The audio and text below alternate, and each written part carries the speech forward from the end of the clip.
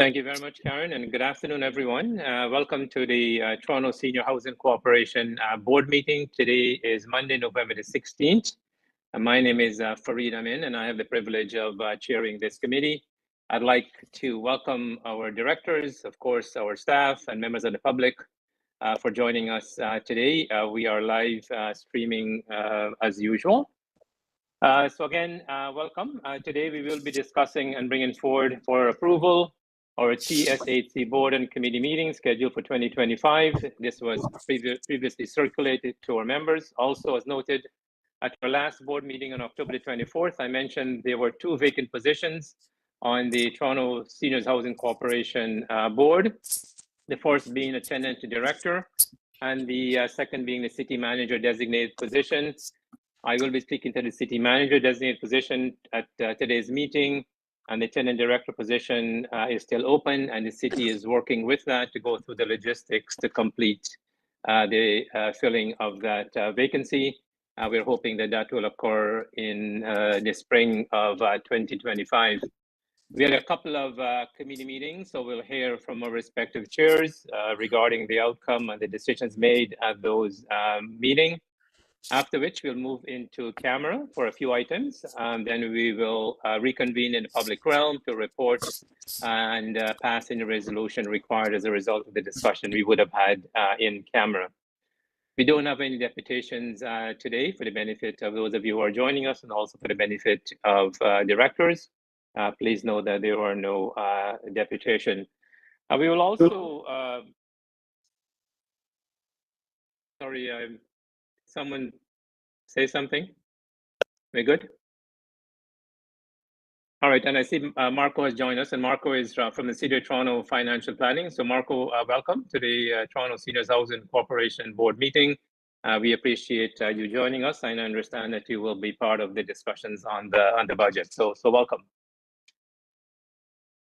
Thank you. So I just want to take this opportunity as we close out 2024 to say how grateful I am to be working with a board of this caliber, and also under the leadership of Tom and his team. It has been a really busy year, and I know that Tom will provide more of a fulsome update on the accomplishments in 2024. But I thought, as chair, I should express my sincere gratitude to my colleagues for being part of the discussion and being part of the process and helping me as we navigate some of the complexities associated with this very important committee. And of course, I want to thank staff for their tremendous support they provided to us on some very complicated issues. And I think, we have accomplished a lot. We started off the year with a challenging budget discussion, but I think we've got through that, and staff managed to deal with some of the issues that came out of that process. We had a lot of discussions on policies and programs throughout the year, and we also had a fair bit of tenant engagement. And the tenant engagement piece, I think, for me, is particularly noteworthy because that's why we are here. We are here to ensure that our tenants live in dignity and live in a space that they are satisfied with. And I'm really pleased with the discussions that we've had from staff bringing forward policies regarding tenant engagement, and I'm really also pleased with the level of engagement we have from our tenants. So thanks again to my colleagues, and thanks to staff, and thank you, the audience, for tuning in. And many of you made deputations over the last year or so, and we do appreciate your input, and we hope that you will continue to hold us to account and continue to provide us with your input in 2025. With that, I'll go to the next agenda item, which is the land and ancestral acknowledgement. For the land acknowledgement, Toronto Seniors Housing acknowledges that we are on the traditional territory of many nations, including the Mississaugas of the Credit, the Anishinaabe, the Chippewa, the Haudenosaunee, and the Wendat peoples, and is now home to many diverse nations, Inuit and Métis peoples. We also acknowledge that Toronto is covered by Treaty 13, signed with the Mississaugas of the Credit, and the Williams Treaties, signed with multiple Mississaugas and Chippewa bands. Now, for the African ancestral acknowledgement, Toronto Seniors Housing acknowledges all treaty peoples, including those who came here as settlers, as migrants, either in this generation or in generations past. And those of us who came here involuntarily, particularly those brought to these lands as a result of the transatlantic slave trade. We pay tribute to those ancestors of African origin and descent. I will now proceed to item number 3, which is the approval of the public agenda. The agenda was circulated. Are there any amendments to the agenda? Seeing none, may I have someone move that the December 16, 2024 board public agenda be adopted as presented? Moved by Linda, seconded by Warren. All in favor? That is approved. With all in favor, be it resolved that the December 16, 2024 board public meeting agenda is approved as presented. I'll now move on to item number 4. Are there any declarations of conflict? Seeing and hearing none, if something arises during the course of the discussion, please identify it and we will deal with it accordingly. I'll now move to item number 5, which is the approval of the board public session minutes of October the 17th, 2024 and October the 24th, 2024. Are there any amendments to the public session minutes of October the 17th, 2024? Hearing none, may I ask if someone move that the October 17, 2024 public session minutes be approved as presented? Moved by Warren, seconded by Jim. All in favor? Any opposed? That is approved. With all in favor, be it resolved that the October 17, 2024 board public session minutes are approved as presented. I'll now move on to the October 24th, 2024 minutes. Are there any amendments to those minutes? Public session minutes of October 24, 2024. Hearing none, may I ask someone move that October 24th, 2024 public session minutes be approved as presented? So moved by Linda. Warren, seconded by Linda. All in favor? Any opposed? That is approved. With all in favor, be it resolved that the October 24th, 2024 board public session minutes are approved as presented. We'll now move to the closed session minutes of October the 17th and October the 24th. We'll start with October the 17th. Are there any amendments to the minutes of October the 17th, 2024, the closed session minutes? Hearing none, may I ask someone move that the minutes be approved as presented? Moved by Jim, seconded by Lawrence. All in favor? Any opposed? That is approved. With all in favor, be it resolved that the October 17, 2024 board closed session minutes as presented are approved. Are there any amendments to the board closed session minutes of October 24th, 2024? Hearing none, may I have someone move that October 24th closed session minutes be approved as presented? Moved by Brenda, seconded by Warren. All in favor? Any opposed? That is approved. With all in favor, be it resolved that the October 24th, 2024 closed session minutes as presented are approved. That was a mouthful. Well, we'll now move to the matters arising from the agenda. Item number 7. Does anyone have any comments, any additions, any amendments to the action list? Okay, hearing none, we'll move on to item number 8, which is the CEO update. Mr. CEO, over to you, sir.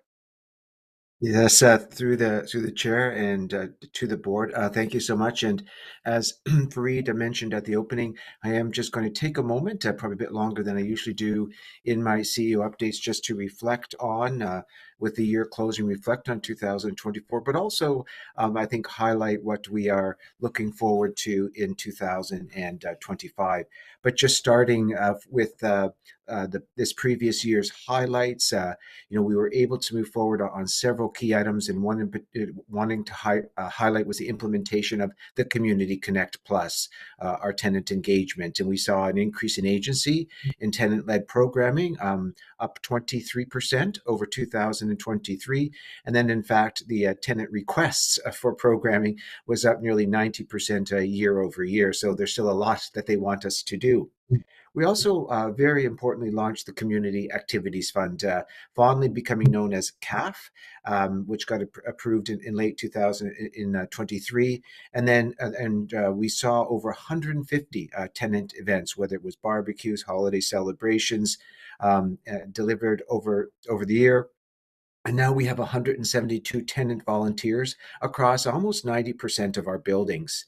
And in 2023, we had 73 tenant leaders, whereas in 2024, we've seen that number easily double, as I just indicated. And so, with support from the staff and with the CAF dollars, tenants were actively more involved in their community and creating a more sense of place for themselves. And of course, this helps to reduce isolation, increasing socialization. So very important to healthy aging. And also and so important to our operations and day-to-day, what we've seen around improvements and the continued excellent performance around housing occupancy, our rent collection and arrears, and unit turnovers. And you'll be hearing more about this, I'm sure, in Linda's report. And also successfully completing all the annual unit inspection process, and also wanting to mention that with the Rapid Rehousing Initiative, right, just continuing to help move those from homelessness to housing. And this is really with the support, much of the support with our complex tenancy team in supporting our vulnerable tenants. And really, it's all, so much of that is really underpinned by the day-to-day and extensive work of our staff who are keeping these buildings clean and well maintained, and helping to provide our tenants access to health and wellness supports. And you recall much of this information was highlighted and with indicators in the report that we provided to the city's Economic and Community Development Committee, really as a bit of a report card on the integrated service model and how it's being delivered in the building. So just at the end of this year, just wanting to really reflect on how that report just really helped to illustrate what has been happening across the organization, particularly in the last year. And also, we completed in 2024 a tenant experience survey, and that has been important for us in really helping to keep our eye on where improvements need to be made, and also around employee engagement survey, getting the baseline for our Toronto seniors housing staff as well, and that work with the staff around inclusion, diversity, and equity, a lot of kind of activities and programming that to start to really kind of build out and continue to remain kind of true to what we want to achieve in the area of equity, diversity, inclusion, and accessibility. And also, just as it relates to staff, and this was with the support of our board, as in everything previously I mentioned, but really the improvement to our benefits program for particularly the management staff, and then we saw the really good progress on the enterprise risk management framework, and so really that's continued work for us into 2025. I guess there was sharing a lot of this good information, but I think also recognizing where we still need to make improvements, and I think that's really the success. Part of the success of this organization is understanding where we do need to make those improvements, and we know where we have excelled, but what do we still need to continue to move on? One of those areas we know, and we'll hear a bit about it more today, but is the financial kind of stability or instability that we need to continue to look at how we invest more in terms of the long-term financial sustainability of Toronto seniors. And thanks to our city partners and our work with TSHC on this, and you'll certainly be hearing more about this in our budget today. And also, as much really positive work that has been done around the tenant support, we know that this is critical moving forward to keep building that support, the capacity and the flexibility to address this need. And so, that for 2025, or recognizing 2024, there's still work to do there. And from our corporate capacity, right? We still do not have the FTEs that were kind of identified when the corporation was originally stood up. So we that's always mindful for us to how do we continue to best meet some of those challenges with our corporate capacity. And finally, something that I just routinely hear about and very sensitive to, and we remain focused and make, I think, marginal improvements around tenant safety, but still really needing to keep our finger on the pulse for that in 2025. And so then just that was just a few of the challenges that we saw in 2024. And then as we move into 2025, where as we look at our strategic directions and roadmap and those 4 objectives and 2 enablers, that we remain focused on those, and what are some of the highlights to pick up in 2025. And one of those is once again, I'll just start with our staff, is we're doing a pulse survey, right? Just so we did a more extensive survey in 2024. Now in 2025, we'll do a pulse survey to just get a check on particularly on the areas where we needed to make some improvements.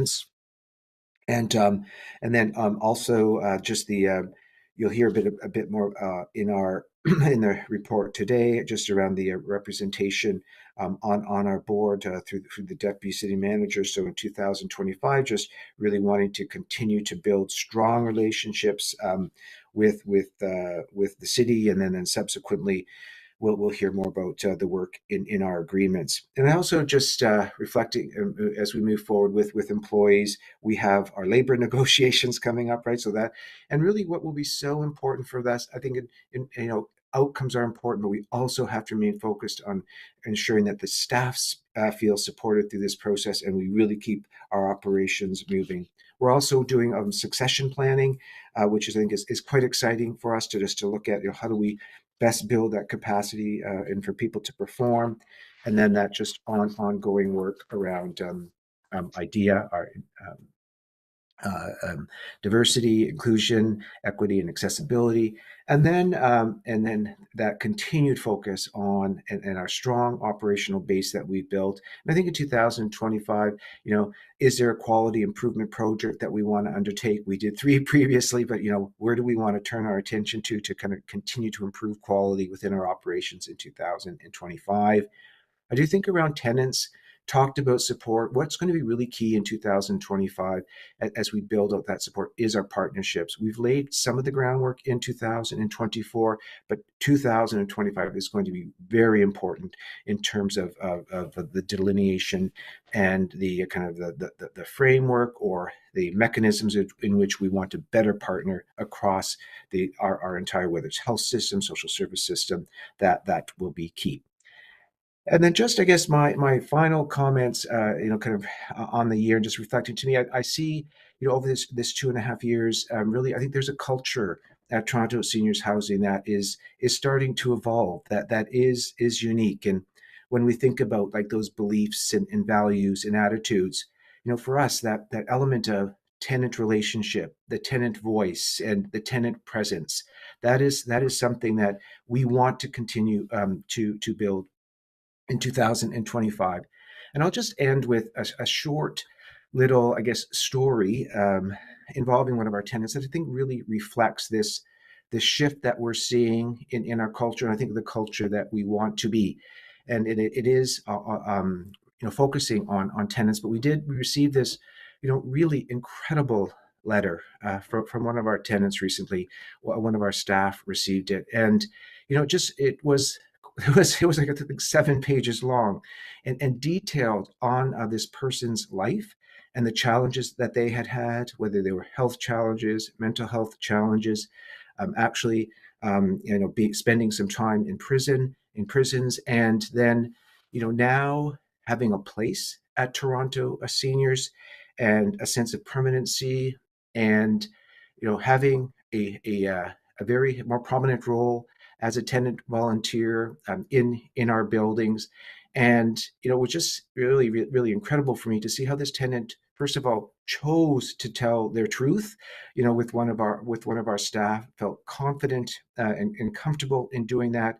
But just really seeing how the environment that has been that we continue to kind of develop with the tenants and connecting and relating to our tenants really has provided this person the confidence and the place that they needed to be more participatory in their in their environment and where they live, and just to hear the kind of satisfaction that this individual now has in their lives, I just think is something that I hope as we continue to build this culture, that we hear more of these success stories of our tenants and their life experience here in our building. So just wanted to finish with that note, and appreciate I took a bit more time today, but just wanting to share those thoughts with all of you. Thanks. Yeah, thank you very much, Tom. Before I open it up for questions, I just want to recognize, I know Brenda joined us a while ago, but I did not recognize her. So Brenda, good to see you. And also, I want to acknowledge Councillor Crisanti, who also joined us earlier in the video conferencing call. So thanks, Tom. Good report. And I don't want to repeat what I said at the onset, but I think I'm grateful for the support that we've received, and thanks to all of the staff for the tremendous work that they're doing. We had an opportunity a couple of weeks ago to see that firsthand, and certainly we do appreciate the dedication and the commitment and the enthusiasm that our staff brings to the Toronto Seniors Housing Corporation. Any questions for Tom before we move on? Brenda, go ahead, please. Just a couple quickie ones. You mentioned a pulse survey. Yes. Of whom? Of our staff. Of staff. Okay. Yes. Yeah. And that will be done like what, informally or?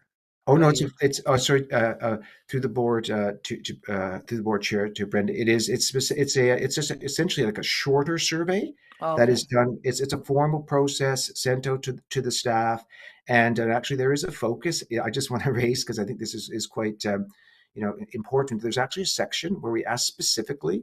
There was the areas that we had identified to want to make improvements with our staff, and we specifically asked questions in those areas. Okay. And that will be conducted when? Carol, if I'm not right, I think it's January. January. Okay. All right. And secondly, the integrated service model. Do we use that term much anymore? I mean, it seems to be superseded by so many other. Yeah, through the chair to Brenda. So we are using, I would say, less and less, really. Yeah. I think we have evolved from that framework. Yeah.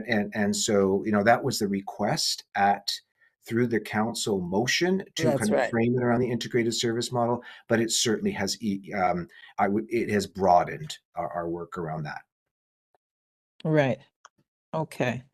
And I don't know if this is the right place, so just instruct me, I can raise it later. The issue of the rapid rehousing. And I just went through all the materials, and I see that the numbers are now 317, I believe. Yes. And then and is it 236? These are the tenants with complex tenancy. So those are the existing tenants, the 236. Or are they part of the rapid rehousing? Through the chair, Brad, are you? Yeah. Can we when we get to, yeah. I can raise it later if it. Yeah, let's defer that until we get to the. Yep, that's fine. The appropriate Brad item or grant. Yeah. Okay. Are there any other questions? All right. Again, thanks, Tom. Appreciate that, and look forward to 2025. And I'm sure we'll have a quality engagement project. I see the chair is shaking her head, so I'm sure we'll have a few more of those going forward. Okay, so we'll now move to item number 9, which is the 2025 TSHC board schedule. I know this was circulated before it was finalized. So Grant, any comment? Thank you, Reid. So through the chair, As noted, the draft schedule proposed was circulated. The schedule was developed, reviewing and looking at things like city council committee meetings, days of significance, and also offered a chance for feedback and input from board members on any dates that maybe needed to be adjusted, and those adjustments were made. And today it's before the board for approval. I'll just note that as we move into 2025, where we may have a further discussion about hybrid meetings and virtual meetings, and looking at the committees to be virtual and the board to be hybrid, but we can discuss that as we move into next year. And without anything else, I think we'll just ask if the board can consider this for approval. Okay, I know we've all had a chance to look at it. Sorry, Councillor Crisanti, go ahead.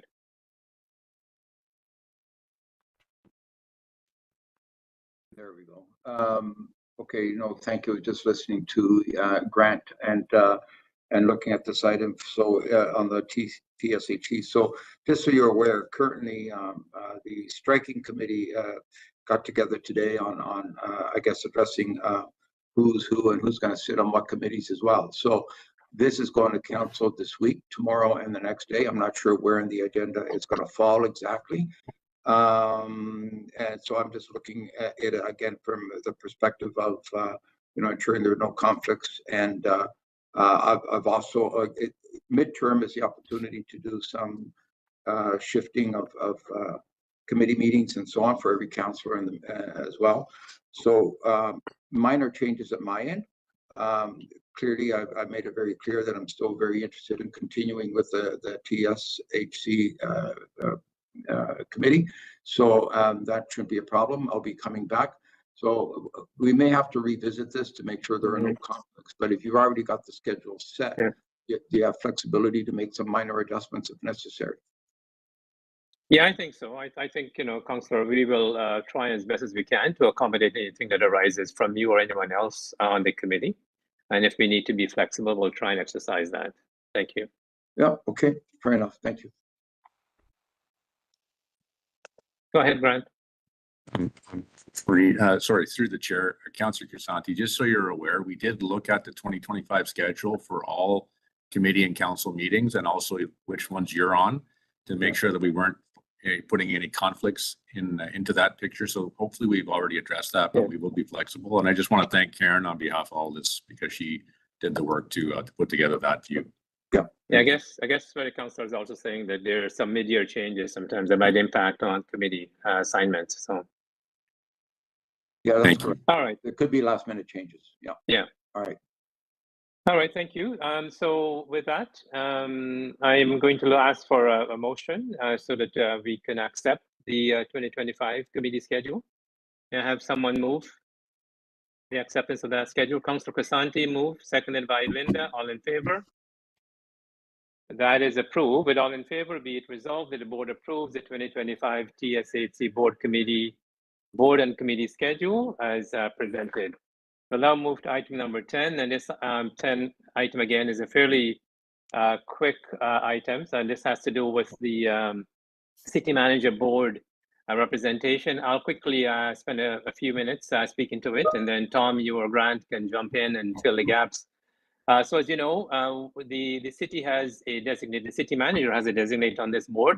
That was part of the agreement when the Toronto Seniors Housing Corporation Board was created. The intent at that time was to have this person sit on the board for a 2-year period.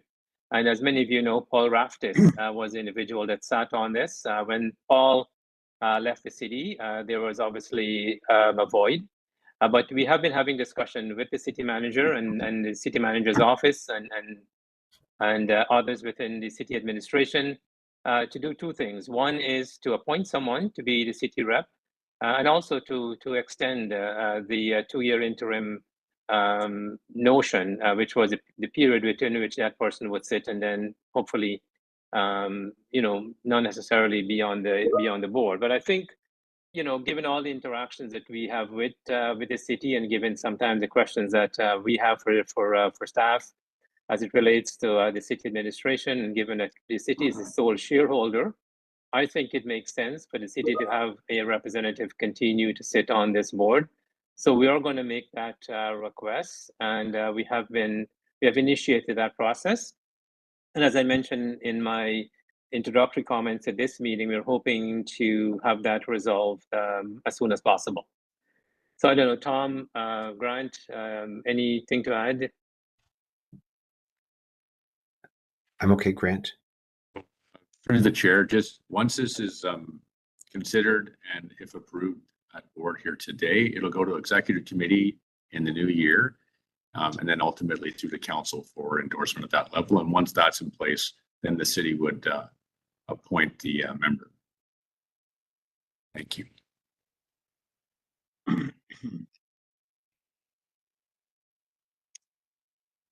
Okay, so again, I'm going to ask for a motion to move this forward. So may I ask that someone move that the board of directors approve moving forward to the city executive committee the request in respect of the composition of the Toronto Seniors Housing Corporation board, being the board of directors of Toronto Seniors Housing Corporation, requesting that the city council provide shareholder direction to the board to permit the city manager or his designate to remain sitting on the board in an ex officio capacity, ex officio non-voting capacity until December the 21st, 2026. So May I have moved, a Mr. motion? Chair. Thank you very much, Warren. Seconded by Linda. All in favor?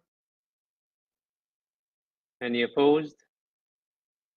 That is approved. With all in favor, be it resolved that the board approved to forward to the executive committee and city council a request in respect of the composition of the Toronto Seniors Housing Corporation TSHC board as noted. We will now move to item number 11, and this is our committee report from our Corporate Governance and Human Resources Committee. And I'll hand you over to Councillor Crisanti. Over to you, sir. Okay, thank you so much, Fareed, and again, good afternoon, everyone. So at our last corporate governance meeting, we spoke on the governance work plan, which highlighted a couple of things. The progress that we made this year on several items, including updated board governance policies. And there was also discussion on items to be addressed in 2025, including board development and training, and a review of the terms of reference of each of the board committees. It was also noted that the Toronto Senior Housing Committee will be scheduling a Board of Governance workshop.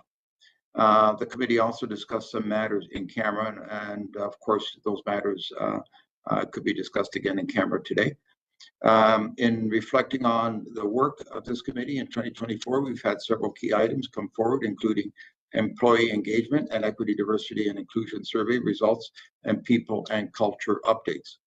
Yeah, 2020, and also the 2023 annual report, Toronto Seniors Housing Policy Management Framework, and policy plan as well. And as noted earlier, the several governance policies and people and culture policies, as well as the tenant human rights policy, all of which were approved by the board. That pretty much sums it. So I want to thank the members of the committee and the board for their engagement in the Corporate Governance Committee, and the staff for their support for this work. And we certainly look forward to continuing the great work in the upcoming 2025 year. And that was it, Fareed. Thank you, Councillor, and thanks for your leadership on this committee as well. We do appreciate that perspective. Are there any questions for Councillor? Okay, hearing none, we'll move to our other committee, which is our item number 12, our Quality and Tenant Engagement Committee. And over to you, Ms. Jackson. Thank you so much. So I'm here to report on our last meeting and to just give a few reflections on the year that we just had in the spirit that we've started today.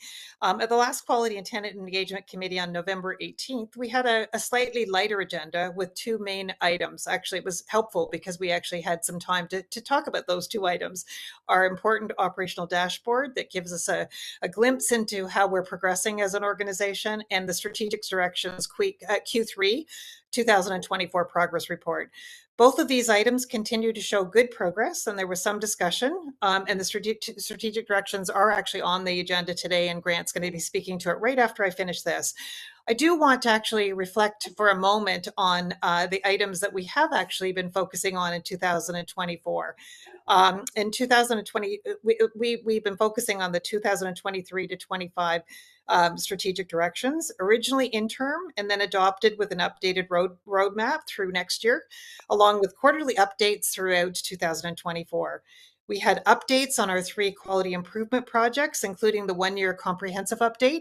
And it's really great to see not all quality committees actually see progress like we've seen. And I think that that has actually allowed us to look at future quality projects, because we've been able to actually stick to these and make some differences.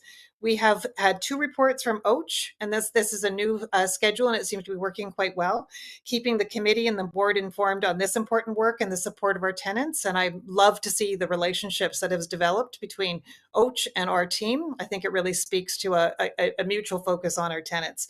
We've had updates on engagement and partnership work, and I agree with Tom. I think the partnership work going into the next year is going to be critical, and I think we're all interested in seeing that progress. We had the first Toronto Seniors Housing Committee Corporation Tenant Experience Survey results, and that's going to guide us further. But it also showed us where we're doing well and where we can make some improvement. We had the city attended to present on both the CSU review, to convene the TO project, as well as the Toronto Community Crisis Service. We had regular operational updates at each meeting, along with the local housing corporation benchmark, which I so appreciate that the staff actually were able to find and bring forward to us to show us not just how we're doing, but how we're doing in comparison to other housing authorities. The very important use of community space policy was presented. It's a priority tenant-facing policy, which was ultimately approved by the board, and we really appreciate that. We also had the TSHC service model report, which was brought forward to the city's Economic and Community Development Committee. This report provided a comprehensive, very comprehensive overview of the important work and results that TSHC is realizing and continues to focus on, together with the city and partners. And this is another example of the work that TSHC does to improve the quality of life of our tenants. That's a lot in 1 year, and I really appreciate it. So although the last agenda was light, I think the last year has actually been heavy, and I would like to particularly thank the members of our committee, and actually all the members of the board who regularly come to our meeting and actually address the issues that come forward. I'd like to also thank the staff. We could not do this work without you, and we really, really, really appreciate that. And I'm thinking about Maureen today as I give these reports too, that Maureen really had a big impact, and as we go into the holidays, I miss her face and voice at the meeting. So thank you very much, Fareed. That's it. And I think Grant is going to actually, there aren't any other questions. Grant is going to give us a little bit of more meat on the bones. Yeah, thanks. Before I ask Grant to supplement some of this stuff, thanks, Linda, for your leadership as well, and thanks for the reminder about Maureen. I think we all miss her, and we'll continue to miss her, and we'll miss her contribution. So appreciate it, and thanks. I mean, your committee did a lot of heavy lifting, as did the other committees as well, and it's nice to have a break sometimes with a couple of heavy but not too time-consuming agenda items. So thank you, Linda, for your leadership as well. Grant, do you want to? Are there any questions for Linda before we go on? All right, so Grant, why don't you go through the item number 12A, which is the progress report on the strategic directions. Thank you. Thank you, Fareed. So through the chair, before the board today for information is the Q3 progress report on our strategic directions, which has 2 main components. One is the dashboard, and the other is an update on the status of the initiatives and actions that are on the roadmap for the strategic directions. In Q3, we continued to see, and some of this was already mentioned early on in the meeting, so I'll try not to repeat too much here, but we had good progress in areas around our arrears management. Our rent collection rate was strong. Pest management, we saw an increase in pest units being declared free, 863 in the third quarter. Vacancy management overall, in terms of unit turnover, the time to turnover units has decreased. It's down from 57 to 44 days in Q3. And a very important, housing occupancy rate was strong at 98.67%, one of the strongest ever for TSHC. On the tenant engagement front, you've heard some of the numbers earlier in Tom's update with regards to the Community Activities Fund and how much that, how important that has been over $122,000 year to date as of Q3 had been flowing through that fund. There's the 222 recurring programs that are noted on, and Tom talked about the increase over previous years, and this continues to be the trend. We noted some activities that happened around our people and culture. So we had our staff event in October in Q3.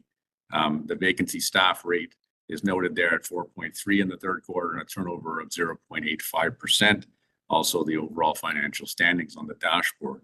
When you look at the roadmap and the initiatives and actions that were planned for the third quarter, there were 28 actions that were planned for Q3. Of those 28, 10 were completed, 14 remain in progress, and 4 of them were moved to ongoing. And there's a table attached to the report that details this. Just a couple of things that were completed in the third quarter.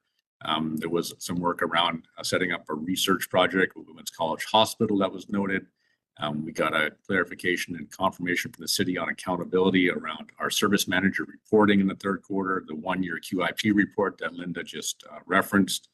There were some updated recruitment practices that were noted, some progress on our partnership agreements, the tenant human rights policy, the development of the budget, and some AODA training. Those are things that were completed. There's a number of other things that were noted as in progress. And I'll just close by letting the board know that part of the work that we've been doing as well and getting ready for next year is we've been reviewing the overall roadmap, looking at the progress to date from the beginning, and also looking to bring forward a 2025 view to the QTE committee at the first meeting in February, and then ultimately the board for endorsement as well in February. And this will be reviewing the overall roadmap from one end to the other with all remaining actions and any changes, any new actions to include as well. So this will be coming forward, and we did something similar last year, and looking forward to that for the first meeting in 2025. And I'll stop there and take any questions.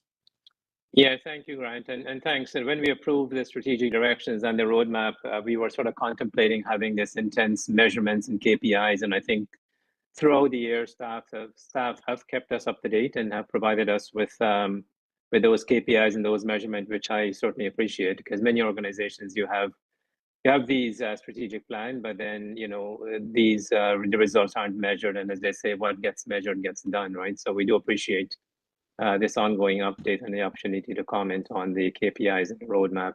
Are there any questions I know that, Lawrence, I know that you have to leave at 4 o'clock, so I'm going to try and get your item in before 4.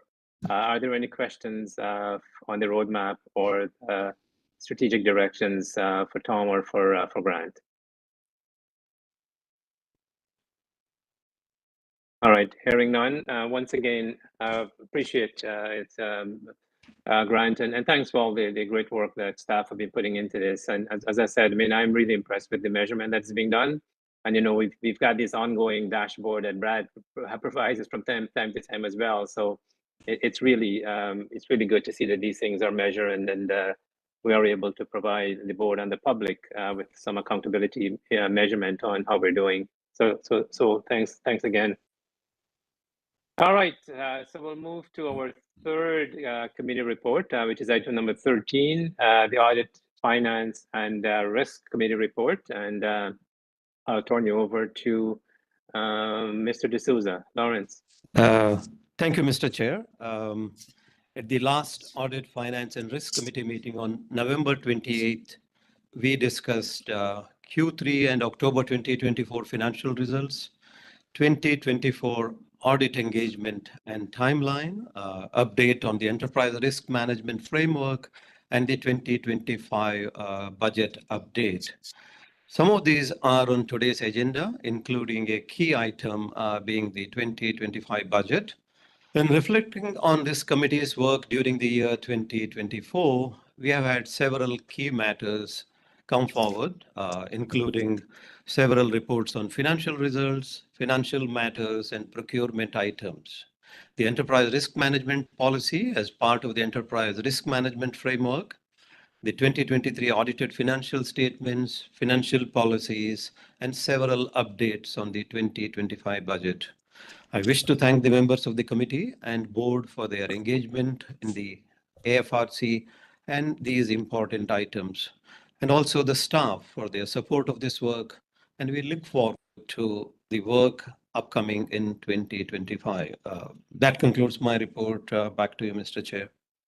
Thank you, Lawrence. And again, thank you for the work that you have done. I mean, you've exercised a lot of due diligence, and I know you've provided a lot of support and direction to all of us. So we do appreciate you as the chair of this committee. And I think this has been a challenging budget year, but with your guidance and your leadership, I think we've managed to get through. So I appreciate your support, and thanks to you and the committee members, and also the finance team and others.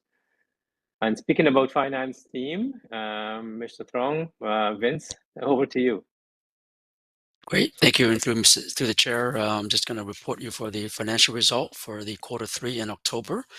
Through October 31st, 2024, TSHC incurred operating expenses of $37,754,104, with a total revenue of $42,107,826, for an excess of revenue over expenses of $4.348 million, including amortization expense. The excess of revenue over expenses for the 10 months include these factors. One, Q3 surplus result arising from TSHC reconciliation, which nets out to approximately $9.375 million, of which $8.058 million has been recorded in the revenue side of things, and the remaining 1.317 of expenses has been created as a offsetting pickup in the expenses side of things. So that nets out to about $9.375 million for the first 9 months of this year. Yeah, the other areas where we show a bit of pressure, of course, is certainly on the salary and the benefits costs, which for the first 9 months of the year has got shown a bit of an increase overall of $2.145 million. This is really arising from a number of factors, including lower than expected vacancy rate versus budget for the first 9 months of this year, payout of unused vacation from prior year, adjustment from the sort of the post-retirement accrual, and then of course some additional headcount that we had to incur as a result of the late corporate or deferred corporate positions as well. Along with that as well, we've also included some salary band adjustments, and there were some additional costs relating to parental leave time, and also unused vacation. All of this has resulted in sort of additional sort of savings, if you want to call it this way, through professional services, legal, insurance, and also miscellaneous expenses. And of course, as I mentioned earlier, in the first portion of it, which is the $9.3 million surplus from TSHC, which still gives up a net effect overall of $4.348 million surplus for the first 10 months of this year. If I can include you now for the attachment number 2. Attachment 2 shows the statement of financial position, which shows as a cash right now of $3.155 million, accounts receivable of $160,000, and of course there's the remaining items on the financial statements, and again those are as of October 31st, 2024. And that's conclude my presentation for item number 13A. If there are any questions, please go ahead. Thanks, Vince. Are there any questions on the Q3 October 2024 financial statement? Brenda, go ahead, please. Thank you. Just look at my notes here. Okay, when you say reconciliation, you're talking what? What do you mean, the monthly reconciliation? What do you mean by reconciliation? Through the chair, we provide a quarterly reconciliation with TSHC. As you know, we have a sort of shared services, shared costs between the two organizations. Right. And at every quarter, we provide a quarterly update in terms of where this reconciliation lands. So the last one that we did was on November 28th, which had the quarterly reconciliation with TSHC, and that shows us that amount that pertaining to that $9.3 million surplus at that time. Okay, so this is surplus. What?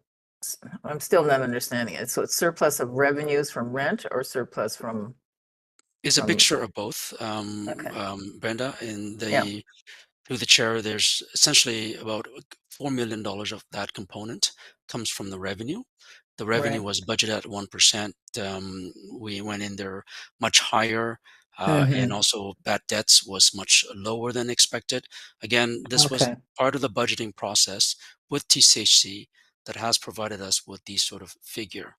Starting in 2025 and moving forward, we should have a bit more autonomy in terms of how this process is being done, but we still rely on heavily with TSHC to provide a lot of these figures and a lot of this input.